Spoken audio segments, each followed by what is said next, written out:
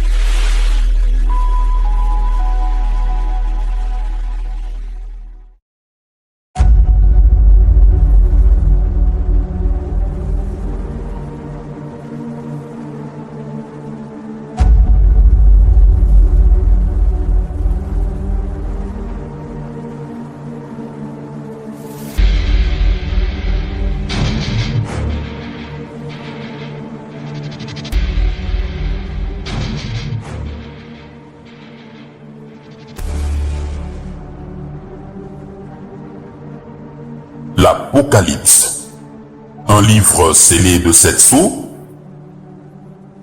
par le missionnaire Ewald Frank.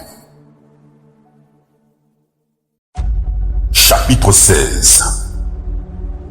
Trinité satanique.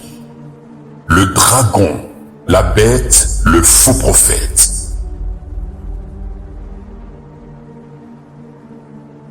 La Trinité satanique, qui est évoquée dans Apocalypse 16, le verset 13, use en ce temps-là de son influence sur toute la terre. Satan n'est certainement encore le prince de ce monde, et par cette avant-dernière tentative conclusive, il va chercher à causer les malheurs les plus terribles en se tournant avec l'ensemble de ses forces armées en rang serré contre le peuple d'Israël. Zacharie 14, le verset 2. Satan, le dragon, dispose alors aussi bien de ce qui est du domaine politique que religieux. Il s'est emparé de l'humanité tout entière, laquelle s'est mise à sa disposition. Dans cette trinité diabolique, dragon Satan, bête dominateur politique, faux prophète chef religieux, sortent les 3 esprits immondes qui accomplissent divers miracles. Ce sont des miracles mensongers et trompeurs, et ils vont vers les rois de la terre tout entière. À ce moment, les chefs de tous les États, ainsi que quiconque a une position de responsable, sont soumis directement à l'influence de Satan. Aucune exception n'est prévue. Peu importe les sentiments des populations des différents pays à l'égard du peuple d'Israël, les gouvernements devront agir en commun parce qu'ils sont soumis à l'ONU. Nous trouvons au chapitre 16, versets 17 à 21, entre autres, que là est également décrit le jugement de la grande ville de Babylone. Il ne s'agit pas ici de l'ancienne ville de Babel, au bord de l'Euphrate, dont le nom fut changé plus tard en Babylone, après la confusion des langages, car la traduction de ce nom signifie confusion, et la ville n'existant plus du tout, si ce n'est que comme symbole de la ville de Babylone. Celle-ci est abondamment décrite dans différents chapitres de l'Apocalypse.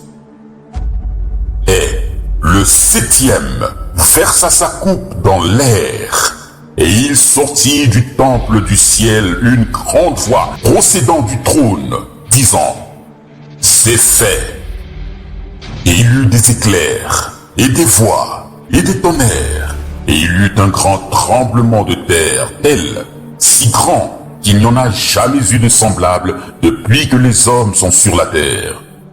Et la grande ville fut divisée en 3 parties, et les villes des nations tombèrent.